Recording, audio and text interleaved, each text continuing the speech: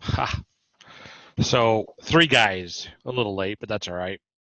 You got to be flexible when you got the family around. That's true. Toddlers. That's true.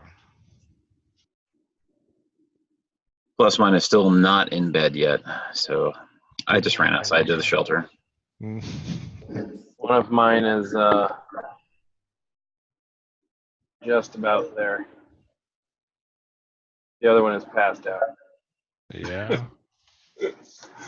Finally. You have a child monitor in an RV. Uh huh. Well, when they're one and you need to, you still freak out about them not breathing. Yeah. Or sometimes you want to go outside. Yeah. I mean, we can go outside. The place we're at in Tucson is private property, and they have a nice kind of pad off the side of their house with all the hookups and everything. And then they have a nice naturally heated swimming pool and like a rooftop deck we can use. So we've sat up there with our monitor and had a bottle of wine and just hung out. So it's nice to be able to see them from there, Definitely sounds good. I remember our first baby monitor that we got, the transmission range was horrible. And being the technical geek I am, I looked up the transmission frequency, discovered that the little inside antenna was not the proper length. So I lengthened it by about 1 foot and attached a piece of copper wire to a straw. Drilled more holes in the cover because even though it looked like there was tons of holes, only one of them had a hole in it for the speaker. Drilled them out, and I increased the range by 5 times. Nice. And then you sell a kit. This one has an antenna that comes up, but we don't even use it because it doesn't even extend if you open the antenna really. But also, Jay, we have a baby monitor because we had it in our house before we left. So why not bring it along? True. Yeah, if you already had it, it's just funny, an RV, and then you have a baby monitor. You can hear them move. Yeah, they're at the far back end though, so just in case. Yeah. And like Brian said, if we're outside or we're, a little bit of ways. My kid moves a leg, and I can feel her move. Have you guys seen, I saw it on, I don't know, one of the stupid Facebook groups that people constantly ask the same questions over and over and over again. You know those groups, right? Yeah, we belong to them. Yeah. What's the best kind of RV? It was like that, or all right, guys, tanks open or closed. Right. And we have 12 kids in a 24-foot RV that's towed with a Ford Ranger. Right? Nice quote. Thank you. So have you guys seen it was a post, I don't know, it was the same post that you always see. It was this lady had like 4,000 feet of sewer hose, and she was wondering why it was falling off her little, those little slinky things that are supposed to hold the sewer at an angle. Yeah. She couldn't figure out why it was falling off and all this and how to fix it. She had like 20 feet from each tank coming to a Y connector, and then an extra 10 feet off the Y connector into the actual sewer in the ground. And it was it just looked like a dumpster fire hanging off the side of it was terrible. And everyone's like, take off a length, and you probably could just go straight to the Y into the ground and be done. I'm surprised the sewer didn't flow that far. Long story short, this guy posted a picture of his, and he had two 2x4s. So he made basically a $10 extra support for his RV. He took two 2x4s, probably a third of the way up from the ground. He drilled through them and did 2 eyelets that he tightened in and bolted on the other side. Then he took a ratchet strap, put it up at an angle to his frame, and then just tightened the ratchet strap until they kind of pulled into the ground. And he said those alone probably $30-$40 increase the stability in his RV with very little cost. Yeah, we saw that. The Spores. I don't know. I don't think you guys ever met the Spores. They went off to Vietnam or wherever, somewhere. Anyway, that's what he did. He did the same thing. He did 2 fours with ratchets. With a Does it ratchet, work? yeah, it did. It stabilized it really well. It was Yeah, very, I'm gonna do very that fun. since we're stationary here at these folks' house right now through October. I think October 1st we check out because it's through Airbnb. Um, but I guess that's actually a good time frame because that gives us some time to save up for a down deposit on a house and whatnot. Yeah. And I know Brian, you were giving me some advice on my job search, and Jay probably saw our post, but I got an engineering job, Awesome. so I That's cool. start tomorrow morning. So what are you going to be So, doing?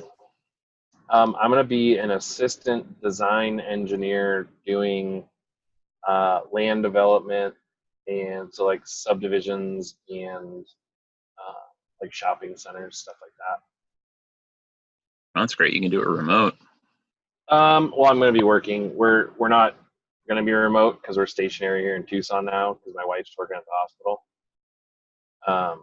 But I've also not been in an engineering role like this before, so I need to get the training and be on site and stuff like that. So Yes. down the road, I Advantage of it, could get the potentially, experience. but yeah. So in like 5 years, when I take my professional engineering exam, because you have to work under a professional engineer for 5 years after you've taken your engineering intern exam. So I can work now for 5 years, and then I can sit for the professional engineering exam and hopefully pass that and then become a professional. So that's kind of the goal right now is 5 years and pass that test. So That sounds good. Take advantage of every educational opportunity that you have. yeah, it wasn't really our plan to stop here in Tucson, but considering it panned out the way it did and everything kind of fell into place. So And that's kind of like why we're stuck here in Northwest Arkansas for a while. Beth Ann found a contract job at Beaver Lake until the end of October. nice. We're only an hour and a half from Joplin, where my dad lives. I'm working part-time now remotely. We have to manage the day use area, basically clean up all the trash. And it still gives me time to take care of my dad's appointments and such, being only an Nice. hour away from us. So it's just far enough away, but not close. So are you, If you know what I mean. like, are you just like work camping? That's what the job that she found was. It's a full-time job. We have a paid for site, full hookups, all covered. Plus, we get roughly $100 a day. But Wow. the bad thing is that we're the only day we get off is Tuesday. So we're on 6 days a week from basically 6 a.m. till around 8 p.m. Is it both of you or just one of you? It doesn't matter as long as the job gets done. Oh, that works. That's pretty Yeah. slick though. I mean, and $100 a day is pretty good considering you're also getting, I mean, depending on the area, you know, $400 to $700 a month in rent paid for too. Plus the AC that you're running all day long. We're running both ACs and a full-on Power Hog dehumidifier right now. The humidity and heat here has been terrible. Yep. You need more? I've got 2 from our time in Oregon. And today on the news, you're gonna hate me. They were like, we had some rainstorms come through. Humidity's kind of up there. You can feel it. It's at 20%.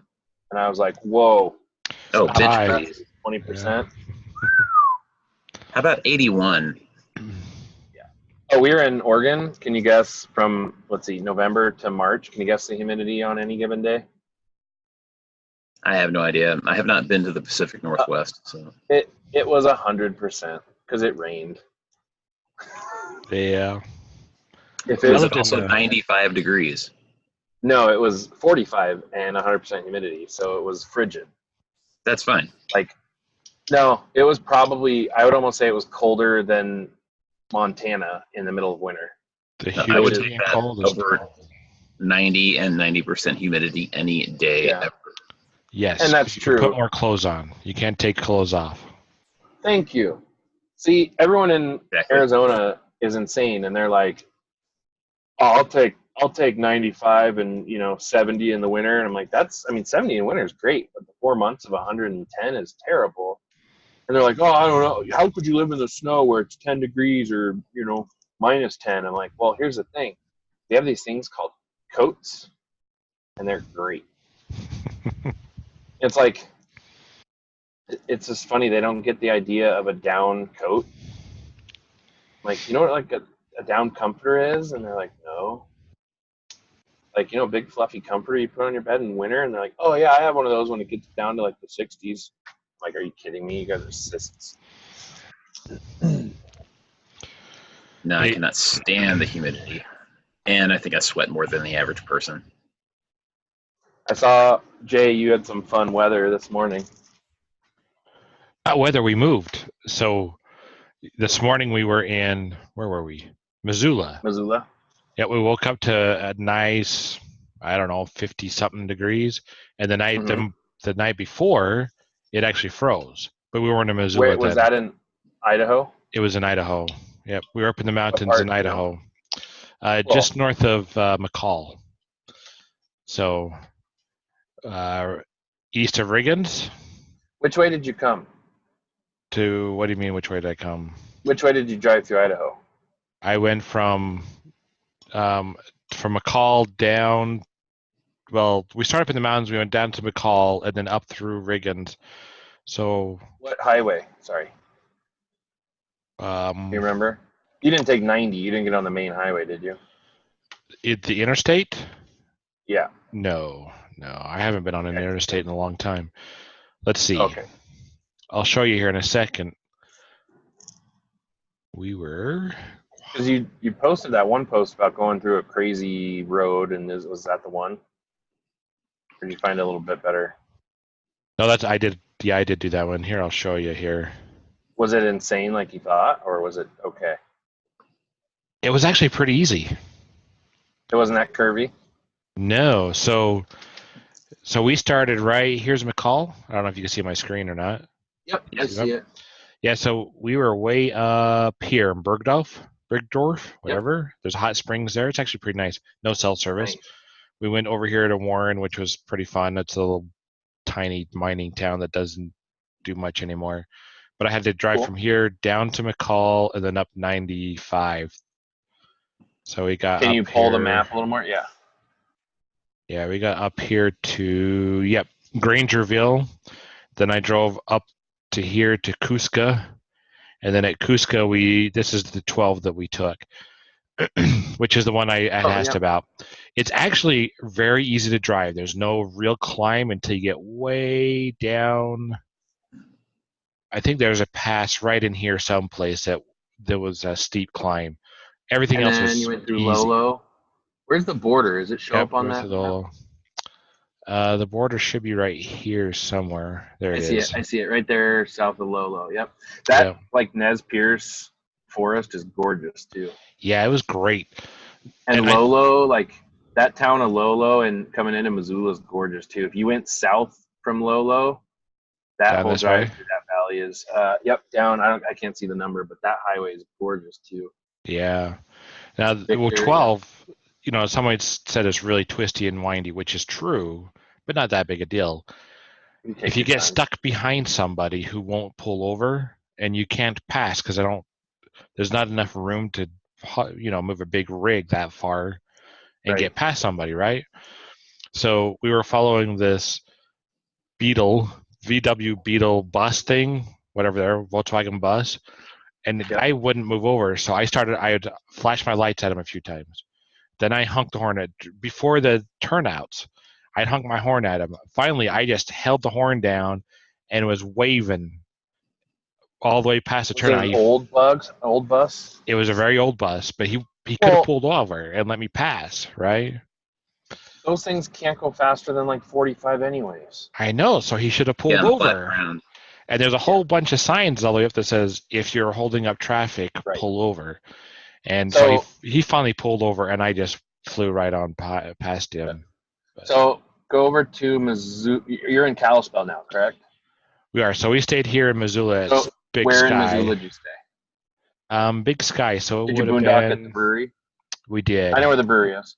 Somewhere up here. I can't remember. Oh, Yep. here, right It's- there. Yep, it's up by the airport. Yeah, we right there because we walked over there to get coffee and they're closed. I would have given you better breweries to check out, which Big Sky isn't bad. Their Moose Drool and their Trout Slayer and the Summer Honey is awesome. Yeah, I only had one that I didn't like. That was the grapefruit or the pineapple. The pineapple shandy. Oh my gosh, it tastes like puke. But all the rest Hey, of them so were pretty good. so follow up the road. You should have stopped. Did you see an Arlie? So right there at the top of your map, Right here. there's a place in Arlie that I should have told you to go to. There's a garden that has like 1,000 Buddhas around it, which are kind of cool. Yeah. It's just this huge, like, it's a national like peace garden with like 1,000 Buddhas, which I've Sounds never rad. been to. I've never gotten there, but it sounds really cool. That would have been cool. We ended up going to so the National Bison Range. That was pretty cool, but yeah. Yep. Did you see a lot of bisons? We saw some. Happened to catch a bear cub, probably a year old. So that was pretty Cool. fun. So if you pull down like you're going up to where you're at. So go like to Flathead. Yep. So And we're then up here now. Where are you staying in Flathead? Right there. We're staying at a Boondockers welcome place. Cool. So you see south of town, you see Forest Hill Village and then Lakeside. Right here. Yeah, we drove up this side of the So- river or lake, but The lake. So you went around the east So side. if you go zoom into Lakeside, stop. Maybe go a little bit more, so maybe some more businesses show up. So do you see where Tamarack just popped up? Right here? Yep. That is Are you sure that's where we That should is- go to our go look at Yes. it? their food is great. Are you a dark beer or light beer or all beer? I will taste every beer possible, but the beers Okay. that I've seemed to like the most are the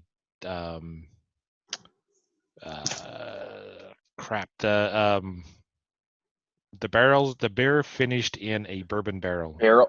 Barrel aged? Yep. The stouts or Okay, the so you- porters. Yep. Okay, perfect. Because that brewery, there's a lot of great breweries in Montana. So I mean, you can even pull into tiny little towns and find a brewery there. Yeah. And Montana really kind of takes that to heart. And they have you could buy a Montana brewery passport, like stamp it and like take notes about the brewery and whatnot. But Tamarack is my favorite brewery in Montana. You might, I don't know if they keep it year round now, but usually they have a release of their Old Stash Porter. Yeah. And it's kind of a take on Old Stash. You know, they got like a big guy with a big mustache on it, but then Old Stash because it was barrel aged.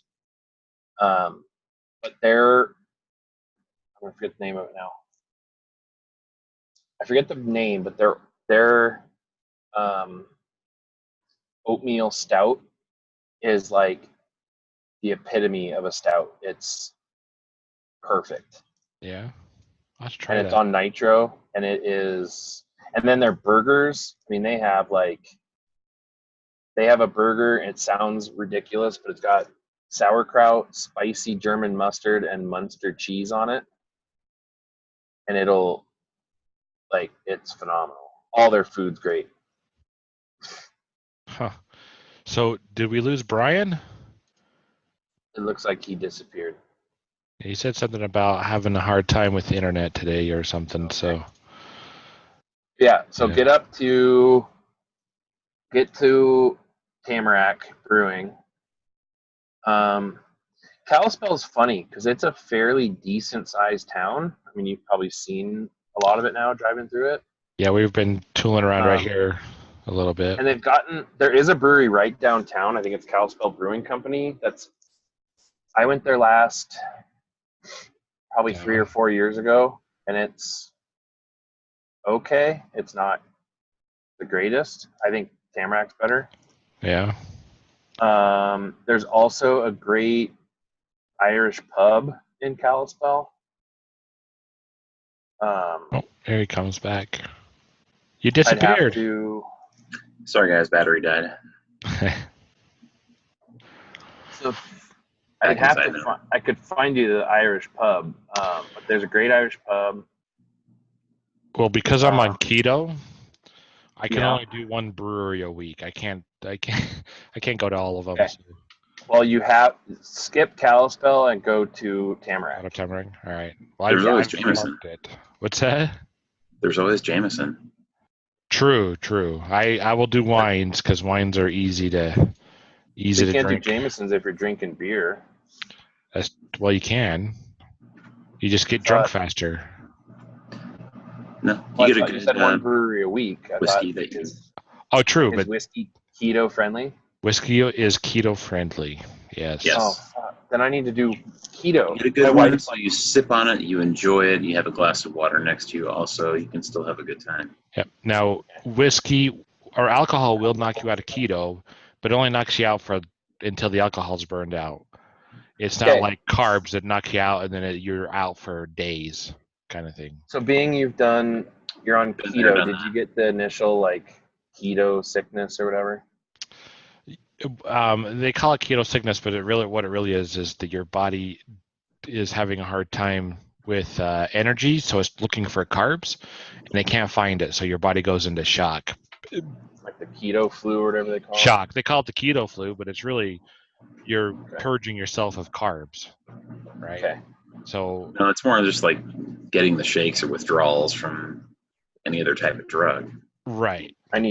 We need to do Make it it for my past wife. those like, first 3 days, and you're there. I mean, Yep. you still want to have them, but it's more of a conditioned, habitual thing. But after you Yeah, pass the first 3 days, the biological part, you're done.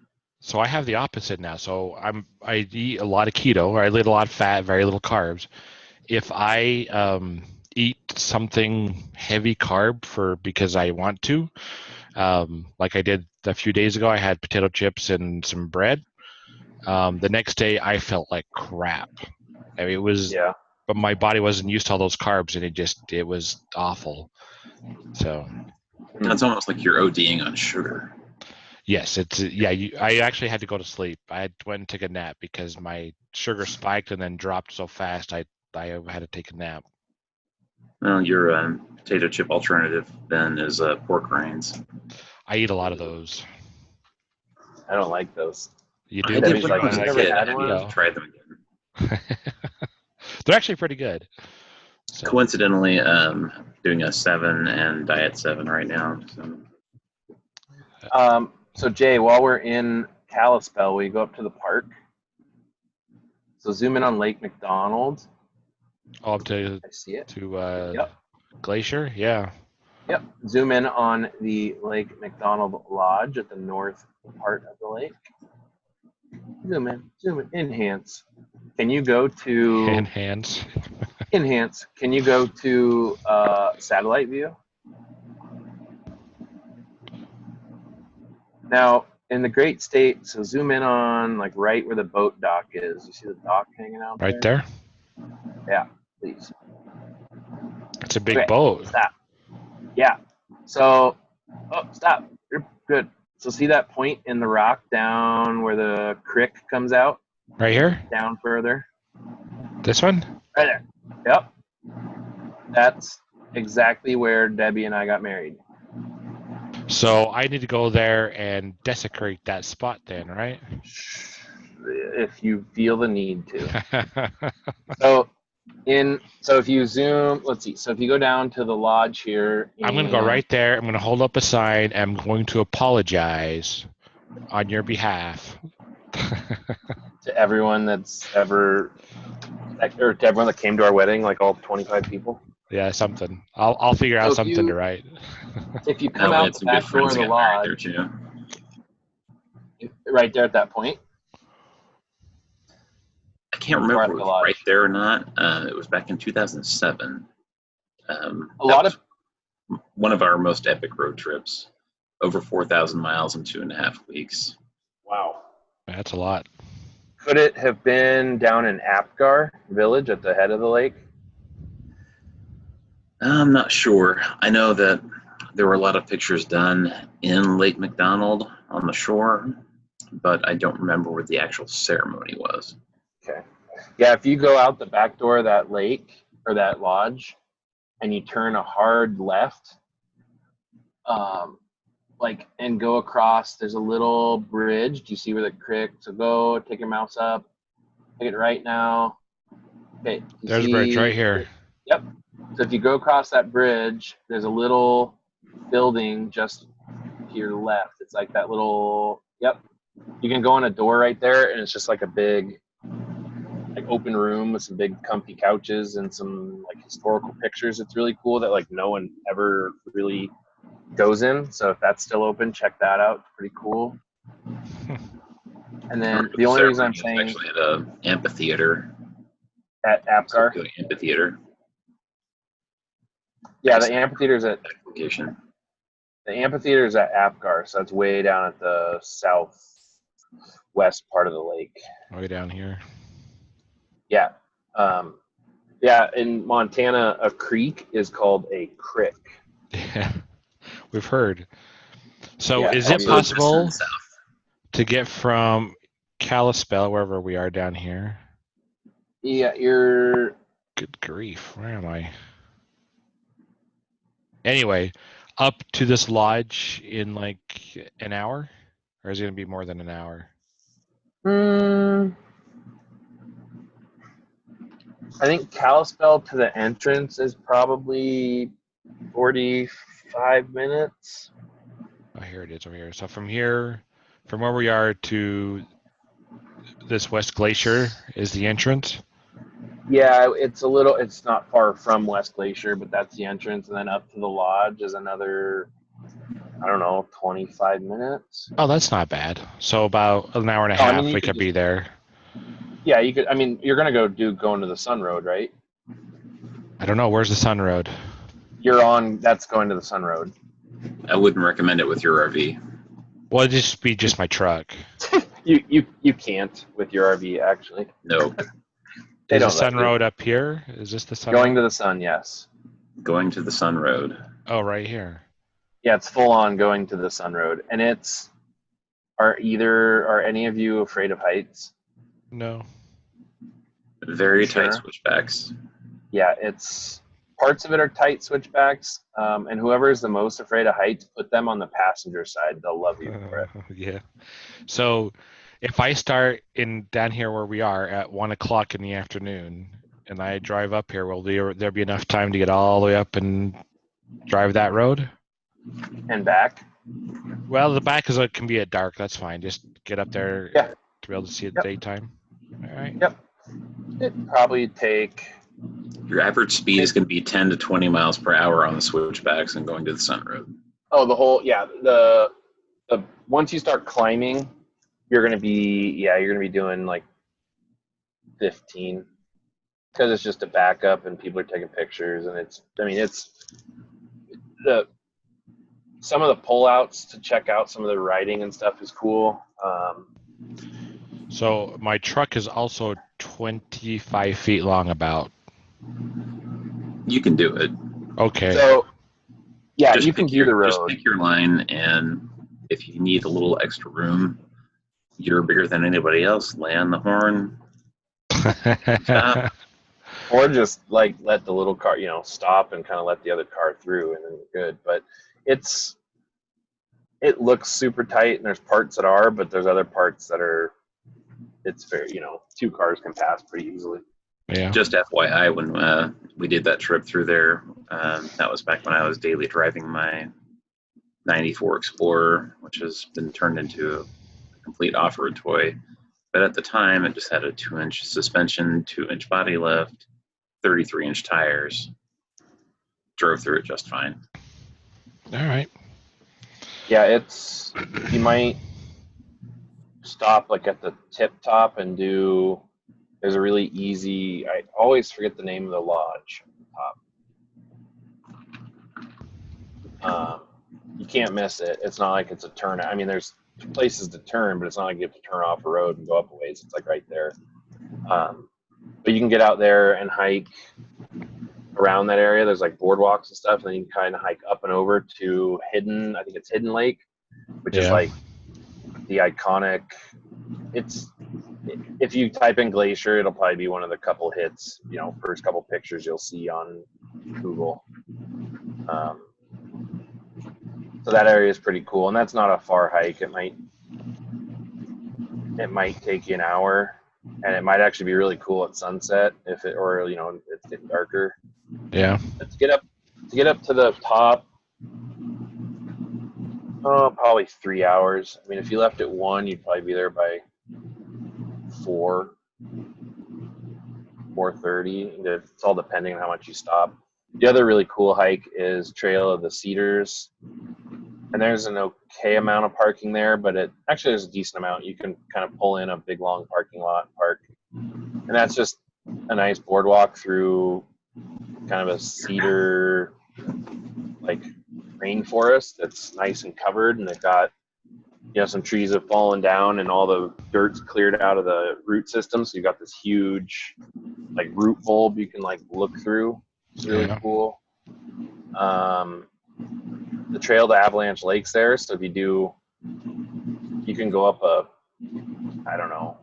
75-foot long, like 20-foot gain trail and see this really cool, and again, you type in Glacier and like you'll see where a creek has like cut out, and it's like steep rock walls with like the water flowing through it, and that's a 10-minute side trip on that little Trail of the Cedars. Trail of the Cedars is nice because it's easy and it's not a big detour. It's not a 3-hour hike. It's an hour maybe. Yeah. Okay. Well, I got a little warning about 3 minutes ago or 5 minutes ago, something saying that the meeting is going to end in 10 minutes. Okay. So, yeah. We still have time, but if it just disconnects, it's because we ran out of time for the free one. Okay. I just enjoy Glacier a lot because actually one of my degrees is I took an entire class on glaciation. Yeah. And had a ginormous textbook. And I think that's actually one of the textbooks I kept in college because it was that cool. It's fascinating how glaciers move. So very slowly. But yeah, we had a great time up there in 2007 for our friend's wedding. We actually got there, and that happened to be the year we were trying to escape the Missouri heat. We were going to be in Colorado eventually.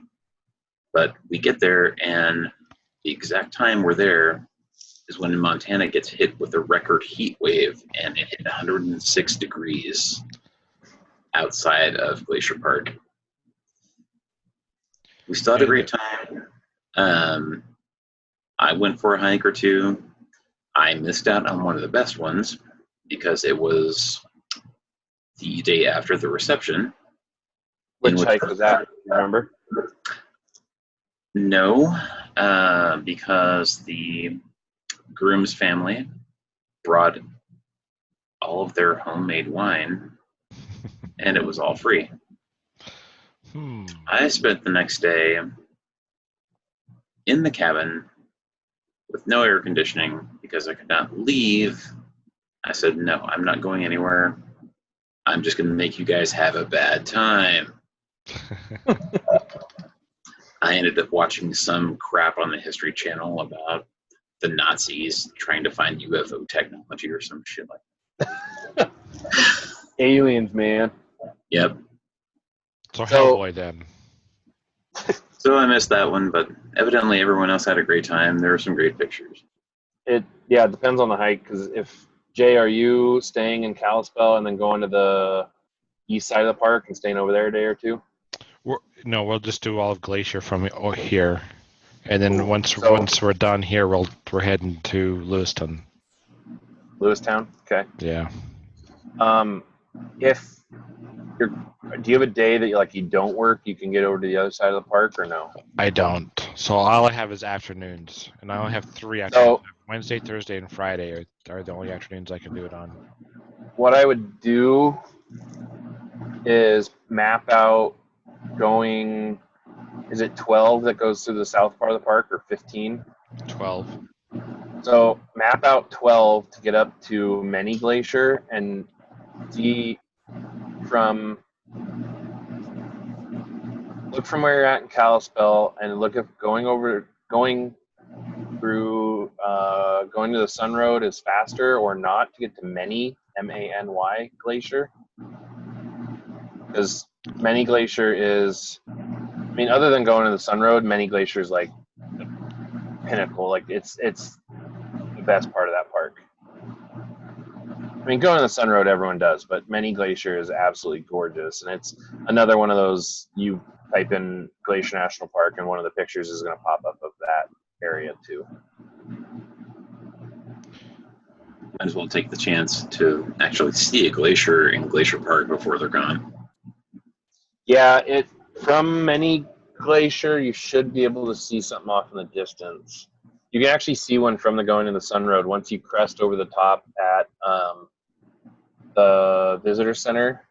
Yeah. Once you go down that other side, right after the visitor center, you go past waterfalls or falling on the road, which is really cool, and a bunch of tunnels. And there's a pull off there which has a view of a glacier off in the distance. So I have actually walked on a glacier. So, but my kid hasn't yet. She hasn't seen a glacier or been on one, but you can't walk on one at Glacier Park. Right. Yeah, but just seeing one would be nice. So if you can get to Many Glacier, you probably won't have time to do the hike, but Iceberg Lake is, the first part of that hike is horrendous, and it makes you think you failed at life for going on it. But then that's all of my hikes, so we're good. Well, the first part is literally exposed to the sun, switch back, and then you get up to a good spot that's you basically walk around the glacial cirque that the glacier cut out, the path of the glacier. Yeah. So you basically have a gradual climb up the path of the glacier, and then you end up at the top in this glacial cirque with 2,000 foot walls of the glacial cirque that the glacier cut out, and then there's icebergs in the lake year round, and that hike alone isn't bad. It's just the first part really sucks. Yeah. But the hike itself it's beautiful, and then you get up to this amazing it's almost like a cliff cathedral with a lake in the bottom. That sounds pretty awesome. Amazing. Yeah. I've done some reading, and one area I'd love to go to at some point in my life is Patagonia in South America, because they have some huge glaciers there. And especially the country of Chile, you have everything from the desert up north. I'm an astronomy geek, so they actually have a nice observatory in the Atacama Desert at about, I remember correctly, 16,000 feet. Something huge. But you go all the way down south. You can cross over Patagonia, Argentina, back and forth. And if you have deep pockets, you can keep going south and hop on a boat or helicopter or plane and go to Antarctica. It's actually, my mom's done it. It's actually not as expensive as you think. Or she's just really rich.